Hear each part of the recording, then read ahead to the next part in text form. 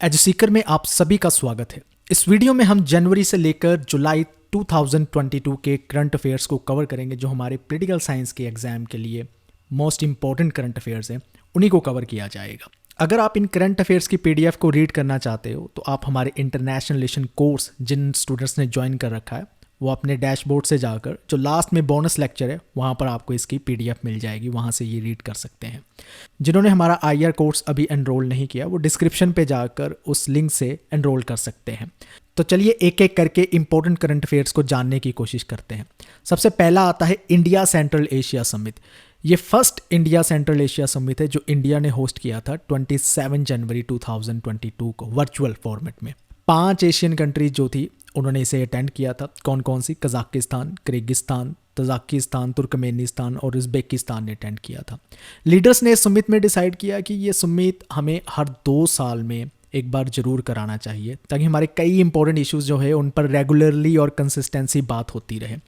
ये कुछ cooperation areas के साथ डील करेगा समिट, जैसे कि ट्रेड एंड कनेक्टिविटी को लेकर डील करेगा, डेवलपमेंट एंड कोऑपरेशन को लेकर डील करेगा, डिफेंस एंड सिक्योरिटी के साथ डील करेगा, cultural and people to people contact या टाइज है उसको लेकर डील करेगा। ये कोऑपरेशन एरियाज़ आपको पता होने चाहिए, समिट में से ये पूछी जा सकती है चीज़। इसमें जो मेजर डिसीजन लिए गए हैं वो सबसे पहला डिसीजन ये लिया गया है कि दिल्ली में इसका एक सेक्रेटेरिएट इस्टेब्लिश किया जाएगा, इंडिया सेंट्रल एशिया नाम का जॉइंट वर्किंग ग्रुप क्रिएट किया जाएगा जो अफ़गानिस्तान पर या अफ़गानिस्तान के इश्यूज़ के साथ डील करेगा। चाबहार पोर्ट जो ईरान में है उसका कैसे अच्छे से यूज़ कर सकें ये मिलकर, उसकी भी बात इस समिट में रखी गई है। बुद्धिस्ट एग्जीबिशन जो सेंट्रल एशियन कंट्रीज़ में लगेगी उसको कैसे मैनेज किया जाएगा उसकी डिस्कशन की गई है। और ये सभी टेररिज्म को रोकने की जॉइंट काउंटर टेररिज्म एक्सरसाइजेस किया करेंगे। अब बात करते हैं नेक्स्ट करंट अफेयर की, वो है इंडिया और यूएई ने सेपा को साइन किया है। सेपा क्या है? सेपा होता है कॉम्प्रिहेंसिव इकोनॉमिक पार्टनरशिप एग्रीमेंट, जो 18 फेब 2022 में इंडिया ने यूनाइटेड अरब एमिरेट्स के साथ साइन किया है। तो सेपा में क्या क्या इंक्लूड है? सबसे पहली चीज़ तो ये है कि इसमें एक एम रखा गया है कि अगले 5 साल तक जो भी ट्रेड होगा इंडिया और यूएई में उससे इंक्रीज किया जाएगा $100 बिलियन के लेवल तक का। और इसी के साथ 90% प्रोडक्ट्स जो इंडिया से यूएई एक्सपोर्ट होते हैं उसमें किसी तरह का कोई टैक्स नहीं लगाया जाएगा, 0 ड्यूटी वो प्रोडक्ट होंगे ऐसे। इसके साथ ही परमानेंट सेफगार्ड मैकेनिज्म को ऐड किया गया है ताकि जो इंपोर्ट्स में सडन सर्ज होता था उसको किसी तरह से अच्छे से मैनेज किया जा सके। इसमें रूल ऑफ ओरिजिन को भी जो है वो काफ़ी एम्फेसाइज किया जाएगा। इसका मतलब ये है कि जो प्रोडक्ट किसी कंट्री से भेजा जा रहा है वो देखना है कि उसी कंट्री से आ भी रहा है जिसके साथ ये एग्रीमेंट हो रखा है, क्योंकि वो प्रोडक्ट्स जो होंगे ड्यूटी फ्री होंगे। तो तभी वो ड्यूटी फ्री हो सकेंगे जब उसका रूल ऑफ ओरिजिन जो है अच्छे तरह से पता कर लिया जाए। इसके रूल्स को भी और भी ज़्यादा स्ट्रिक्ट कर दिया जाएगा, इस एग्रीमेंट में लिखा है। यूएई और इंडिया के रिलेशन की अगर बात करें तो यूएई इंडिया का 3rd लार्जेस्ट ट्रेडिंग पार्टनर है। और 2020 में यूएई जो था वो इंडिया का जो भी ऑयल आता था वो 3rd लार्जेस्ट प्रोवाइडर जो था वो यूएई था। इसके साथ एक और इम्पॉर्टेंट इन्फॉर्मेशन याद रखना कि जो कॉम्प्रिहेंसिव इकोनॉमिक पार्टनरशिप एग्रीमेंट है वो सिर्फ यूएई के साथ इंडिया ने साइन नहीं किया, इससे पहले वो 2 और कंट्री के साथ, जापान और साउथ कोरिया के साथ वो ऑलरेडी साइन कर रखा है इंडिया ने। अब नेक्स्ट जानते हैं हम बिम्स्टेक समिट के बारे में, जो 30 मार्च 2022 में 5th बिम्स्टेक समिट हुआ है श्रीलंका कोलंबो में। वर्चुअली ही हेल्ड किया गया। बिम्स्टेक में आपको पता है 7 कंट्रीज आती है, Bangladesh, Bhutan, India, Myanmar, Nepal, Sri Lanka and Thailand. इनके नाम आपने याद रखने हैं। 1997 में इसको इस्टेब्लिश किया गया था, ये भी याद रखना है। अब इस समिट के क्या आउटकम्स निकल के आते हैं? सबसे पहली चीज़, बिम्स्टेक का चार्टर जो है अडॉप्ट किया जाता है। 1997 में बिम्स्टेक बन रखा है। बहुत देर से डिमांड थी कि इसका अपना एक चार्टर होना चाहिए जैसे यूएन का चार्टर है, तो अब जाकर इसका चार्टर फाइनली जो है अडॉप्ट कर लिया गया है 2022 में। इस ग्रुप ने अपने आप को डिक्लेयर किया है कि हम एक रीजनल ऑर्गेनाइजेशन है। अब के बाद पहले इसको देखा जाता था एज ए सब रीजनल ऑर्गेनाइजेशन, लेकिन अब ये खुद को डिक्लेयर करते हैं या मानते हैं कि हम एक रीजनल ऑर्गेनाइजेशन है। और अपने जो कोऑपरेशन सेक्टर के एरिया थे, पहले 14 थे जिन कोऑपरेशन सेक्टर एरिया के साथ डील करना पड़ रहा था, अब वो कम कर दिए गए हैं। 14 से लेकर सिर्फ 7 एरियाज़ के साथ ये कंट्री डील करेगी। हर कंट्री का अपना अपना एक एरिया जो है वो डिवाइड कर दिया गया है ताकि अच्छे से जो है उन कोऑपरेशन एरियाज़ को मैनेज कर लिया जाए। इसमें एक master plan for transport connectivity को भी अडॉप्ट किया गया है, यानी आने जाने की जो भी सुविधाएं होंगी उसका एक पूरा प्रॉपर प्लान होगा, मास्टर प्लान होगा। कैसे कनेक्ट करेंगी आपस में ये कंट्री, किस वे में करेगी, उसका एक पूरा प्लान होगा, उसी को मास्टर प्लान कहा गया है। इस सुमित में कुछ नए एग्रीमेंट्स साइन किए गए हैं। वो क्या है? सबसे पहले किया गया है कि क्रिमिनल मैटर्स पर ये म्यूचुअली जो है एक दूसरे को लीगल असिस्टेंस देंगे। और दूसरा एग्रीमेंट इन्होंने साइन किया है कि ये सारे आपस में मिलकर जो है डिप्लोमेटिक ट्रेनिंग जो है प्रोवाइड करवाएंगे। तीसरा, इन्होंने टेक्नोलॉजी ट्रांसफ़र को लेकर एक एग्रीमेंट साइन किया है। तो ये एग्रीमेंट के नाम बड़े बड़े हैं, चाहे जैसे कि memorandum of association on establishment of BIMSTEC technology transfer facility. आपने जो मैंने की वर्ड्स हाईलाइट किए हैं, जो बोल्ड कर रखे हैं, सिर्फ उन्हीं को याद रखना है, उससे ही आप एग्जाम में अच्छे से क्वेश्चन को अटैम्प्ट कर पाएंगे। ठीक है, क्रिमिनल मैटर्स को लेकर, डिप्लोमेटिक ट्रेनिंग को लेकर और टेक्नोलॉजी ट्रांसफ़र को लेकर नए एग्रीमेंट्स जो है इन्होंने साइन किए हैं।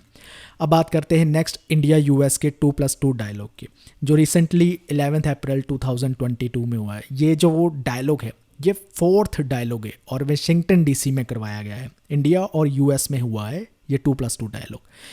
इसमें कौन कौन सी मेजर डिसीजन लिए गए हैं? सबसे पहला डिसीजन तो ये लिया गया है कि इंडिया पैसिफिक आर्मी चीफ्स की एक कॉन्फ्रेंस होगी जिनको दोनों मिलकर को होस्ट करेंगे, और इसके साथ इंडो पैसिफिक आर्मीज मैनेजमेंट सेमिनार होगा। एक है आर्मी चीफ्स की कॉन्फ्रेंस जिसे आईपैक कहते हैं, और एक है आर्मीज का मैनेजमेंट सेमिनार होगा जिसे आईपैम्स कहते हैं। ये दोनों ही 2023 में इंडिया और यूएस मिलकर को होस्ट करेंगे आने वाले टाइम पर। दोनों पार्टीज ने मिलकर एक मेमोरेंडम को कंक्लूड किया। वो मेमोरेंडम है स्पेस सिचुएशनल अवेयरनेस को लेकर। ठीक है, स्पेस के इश्यूज को जो भी लेकर इंडिया और यूएस मिलकर काम कर सकते हैं, वो मेमोरेंडम जो है वो कंक्लूड कर लिया गया है। 2+2 डायलॉग क्या होता है वो भी आपको पता होना चाहिए। 2+2 का मतलब है कि 2 फॉरेन मिनिस्टर होंगे और 2 ही डिफेंस मिनिस्टर होंगे, दोनों साइड से, इंडिया और यूएस की तरफ से। और ये 2+2 डायलॉग इंडिया करता है यूएस, ऑस्ट्रेलिया, जापान यानी क्वाड कंट्रीज़ के साथ, और उसके साथ रशिया भी साथ में जोड़ता है, यानी क्वाड प्लस रशिया। आपने ये याद रखना है जिनमें 2+2 डायलॉग इंडिया करता है। इसी के साथ एक और इंपॉर्टेंट इन्फॉर्मेशन याद रखनी है कि इंडिया ने यूएस के साथ रिसेंटली कुछ डिफेंस एग्रीमेंट साइन किए हैं। वो कौन कौन से हैं? जैसे लेमोवा, जिसे logistic exchange memorandum of association कहते हैं। कॉम कैसा, जिसे communication compatibility and security agreement कहते हैं। ISA, जिसे इंडस्ट्रियल सिक्योरिटी एग्रीमेंट कहते हैं। और बैका, जिसे basic exchange and cooperation agreement कहते हैं, जो रिसेंटली साइन हुआ है। इन सभी डिफेंस एग्रीमेंट्स को आपने ऑर्डर में याद रखना है। इसको ऑर्डर में भी एग्जाम में जो है पूछा जाता है। अब बात करते हैं क्वाड सुमित की। क्वाड सुमित होता है 24 मई 2022 में टोक्यो में, जापान में होता है। इसकी मेन आउटकम्स क्या है? सबसे पहले तो इसमें ये डिसीजन लिया गया कि 100 स्टूडेंट्स को ये फेलोशिप जो है ग्रांट करेंगे जो यूएस में जाकर स्टेम डिग्रीज की ग्रेजुएट करेंगे। इसके साथ इन्होंने ये डिसाइड किया कि इंडो पैसिफिक पार्टनरशिप होगी फॉर मैरीटाइम डोमेन अवेयरनेस को लेकर, जिसका मतलब यही है कि जो भी सी में एक्टिविटीज़ हो रही है वो क्लियर या फास्ट रूप से जो है एक दूसरे का साथ शेयर की जा सके। स्पेस कोऑपरेशन को लेकर क्वाड सुमित ने इस बार अंडरस्टैंडिंग दिखाई है कि जो भी स्पेस से अर्थ को लेकर डाटा होगा वो एक दूसरे के साथ शेयर किया जाएगा इन कंट्रीज़ में। क्वाड आपको पता है 4 कंट्रीज़ का ग्रुप है। क्वाड्रिलेटरल से क्वाड बना है। इंडिया, जापान, यूएस, ऑस्ट्रेलिया, ये चारों का ग्रुप है। बेसिकली चाइना को टैकल करने के लिए ही ये ग्रुप बनाया गया था। चाहे इसका आइडिया 2007 में शिंजो एबे ने मूट किया था, लेकिन इसको फॉर्मली एग्जिस्टेंस में ये आता है नवंबर 2017 में। ये आपने ध्यान रखना है। नेक्स्ट हम बात करते हैं 180th Indus water treaty meeting हुई है। ये किसकी मीटिंग है? ये परमानेंट इंडस कमीशन की मीटिंग है जो न्यू दिल्ली में 30 से लेकर 31 मई 2022 में होती है। इंडिया का जो डेलीगेशन लीड करते हैं वो श्री AK पाल है और पाकिस्तान की तरफ से मिस्टर सैयद मोहम्मद मेहर अली शाह ज्वाइन करते हैं। इसके आउटकम्स क्या रहते हैं? इस ट्रीटी में क्या डिसीजन लिए जाते हैं? सबसे पहले तो ये डिसीजन लिया जाता है कि जिसमें पाकिस्तान ये इंश्योर करेगा कि फजिल्का का ड्रेन जो सतलुज रिवर में जा रहा है वो फ्री फ्लो से जा सके, उसमें किसी तरह की बाधाएं ना आए।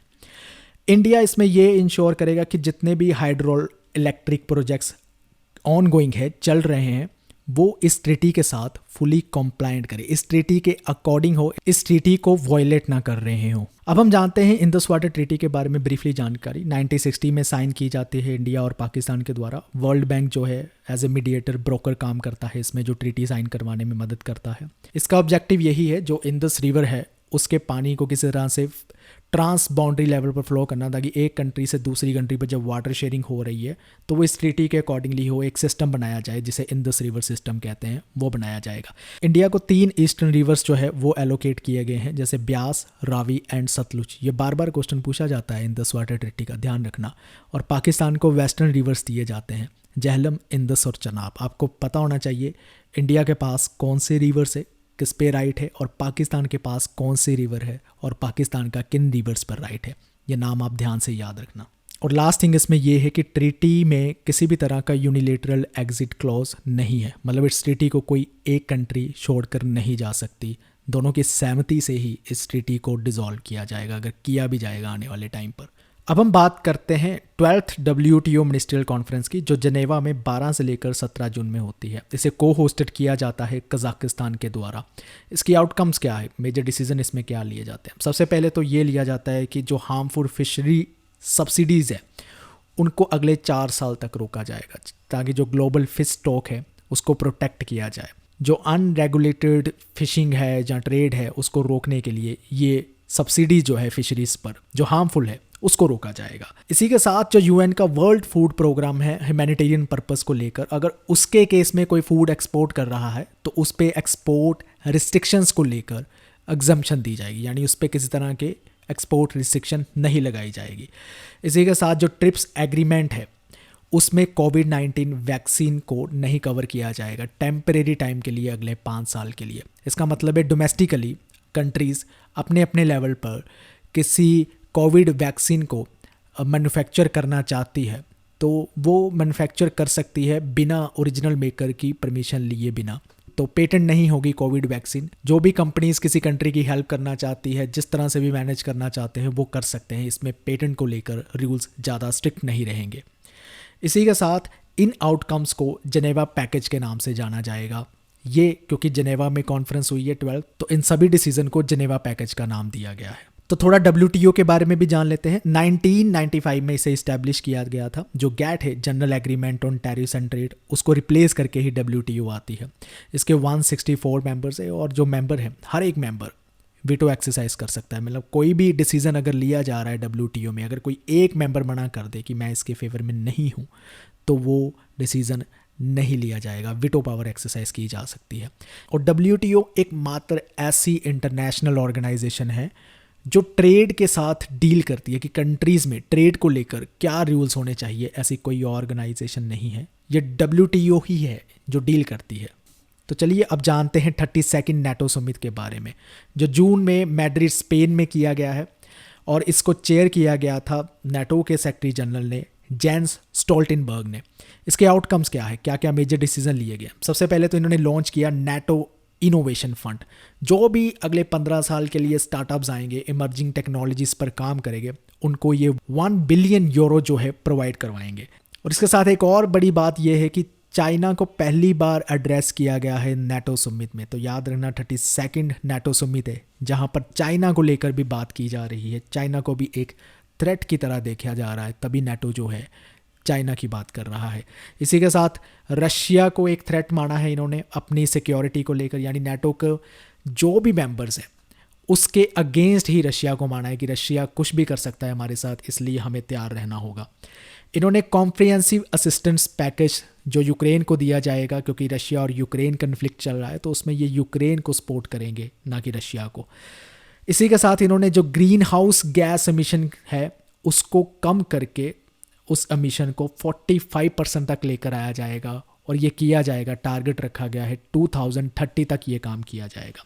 NATO की एक्टिविटीज़ इस हद तक बढ़ रही है कि स्वीडन और फिनलैंड को भी ऑफिशियल इनविटेशन दिया जा रहा है कि वो भी NATO को ज्वाइन करे। इसी के साथ जो इंडो पैसिफिक कंट्रीज़ है जैसे ऑस्ट्रेलिया, न्यूजीलैंड, जापान या रिपब्लिक ऑफ कोरिया, उन्होंने भी इस बार NATO समिट को ज्वाइन कर लिया है। तो आने वाले टाइम पर ये एक्सपेक्ट किया जा सकता है कि NATO की एक्टिविटीज़ इंडो पैसिफिक कंट्रीज़ में भी बढ़ सकती है। तो चलिए NATO के बारे में कुछ जानते हैं। NATO North Atlantic Treaty Organization जो 1949 में इस्टेब्लिश की गई थी ताकि सोवियत यूनियन की एक्टिविटीज़ को रोका जाए, और जब कोल्ड वार चल रहा था USA और सोवियत यूनियन में, तो ये वर्ल्ड वार 2 के बाद ही इस्टेब्लिश किया जाता है। इसके 12 नेशन थे जब ये फाउंड किया था और आज इसके 30 नेशन जो है मेंबर है। चलिए अब बात करते हैं ब्रिक्स समिट की। 14th ब्रिक्स समिट जो चाइना ने अभी होस्ट किया है जून में। इस समिट में बीजिंग डिक्लेरेशन को अडॉप्ट किया गया है। इसके आउटकम्स देखते हैं, क्या क्या मेजर डिसीजन लिए गए हैं।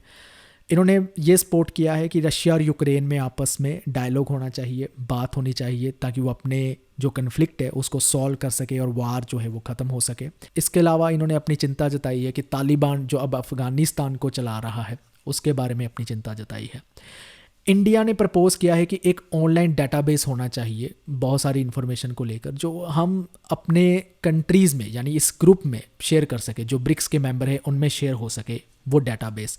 इसके साथ इन्होंने एक एंटी करप्शन इनिशिएटिव को भी वेलकम किया है, जिसका इन्होंने नाम दिया है denial of safe haven to corruption, यानी करप्शन को रोकने के लिए ये ब्रिक्स कंट्रीज़ जो है वो अब एफर्ट्स लगाएंगी और भी ज़्यादा। ब्रिक्स आपको पता होगा Brazil, Russia, India, China and south Africa country का ग्रुप है जो 2006 में इस्टेब्लिश किया जाता है। साउथ अफ्रीका इसे ज्वाइन 2010 में करता है। पहले 4 कंट्री का ग्रुप था और अब ये 5 कंट्री का ग्रुप है। साउथ अफ्रीका जैसे ही इसे ज्वाइन कर लेता है। इसकी चेयरमैनशिप को एनुअली रोटेट किया जाएगा अक्रोनियम के अकॉर्डिंगली, यानी सबसे पहले चेयरमैनशिप मिलेगी ब्राज़ील को, फिर रशिया को, फिर इंडिया को, फिर चाइना को और फिर साउथ अफ्रीका को, यानी BRICS के सीक्वेंस में। अब हम बात करते हैं I2U2 समिट के बारे में, जो फर्स्ट अपने आप में एक ऐसा समिट है 14 जुलाई 2002 में होता है। I2 और U2 का मीनिंग क्या है? I2 में 2 आईज आती है, उसका मीनिंग है इंडिया और इजराइल, और U2 में 2 यूओज आते हैं जिसका मतलब है UAE और US। तो इन 4 कंट्री को मिलकर ये ग्रुप है जिसे वेस्ट एशियन क्वाड के नाम से भी जाना जाता है। वो इनिशियली फॉर्म किया जाता है अक्टूबर 2021 में, जब अब्राहम अकॉर्ड साइन किया जाता है। अब्राहम अकॉर्ड अरब और इजराइल कंट्री का अकॉर्ड है। US इसे साइन करवाता है, जो 26 ईयर्स के बाद उन 2 देशों में, अरब और इजरायली कंट्री में, पीस अकॉर्ड है ये एक तरह का अब्राहम अकॉर्ड। I2U2 समिट जो है वो 6 कॉपरेशन एरियाज़ के साथ डील करेगा, यानी इन एरियाज़ पे ज़्यादा फोकस करेगा। पहला वाटर, दूसरा एनर्जी, तीसरा ट्रांसपोर्टेशन, चौथा स्पेस, 5वां हेल्थ और 6th जो है फूड सिक्योरिटी। ये आपने ध्यान रखने कि 6 कोऑपरेशन एरियाज़ I2U2 समिट के कौन से हैं। इनमें कौन से मेजर डिसीजन लिए जाते हैं? सबसे पहले UAE ये अनाउंस करता है कि वो इंडिया में $2 बिलियन इन्वेस्ट करेगा फूड पार्क्स इस्टेब्लिश करने में। फूड पार्क्स वो पार्क्स हैं जो लिंक इस्टेब्लिश करेगी, जो भी एग्रीकल्चरल प्रोड्यूस फार्म में पैदा हो रही है, प्रोसेसिंग यूनिट में जा रही है और फिर कंज्यूमर मार्केट में पहुंच रही है। तो इस सारे प्रोसेस को जो है वो डायरेक्टली लिंक कर देगी food parks. India in project के लिए लैंड अपने से देगा, जहां पर ये सारी चीज़ें प्रोजेक्ट्स जो हैं इस्टेब्लिश किए जाएंगे। इस ग्रुप ने ये भी सपोर्ट किया है जो गुजरात में हाइब्रिड रेन्यूएबल प्रोजेक्ट बन रहा है 300 मेगावाट्स का, उसको सपोर्ट किया जाएगा फाइनेंशियली और अगर किसी तरह की किसी एक्सपर्टीज़ की भी ज़रूरत है।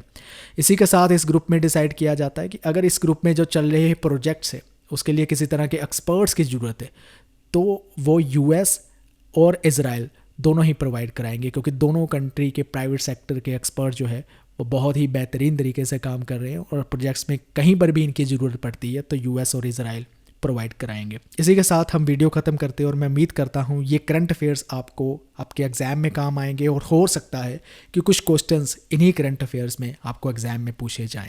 तो अगर आप इसकी PDF को रीड करना चाहते हैं तो हमारा IR कोर्स ज्वाइन कर सकते हैं, जिसका लिंक डिस्क्रिप्शन में दिया गया है।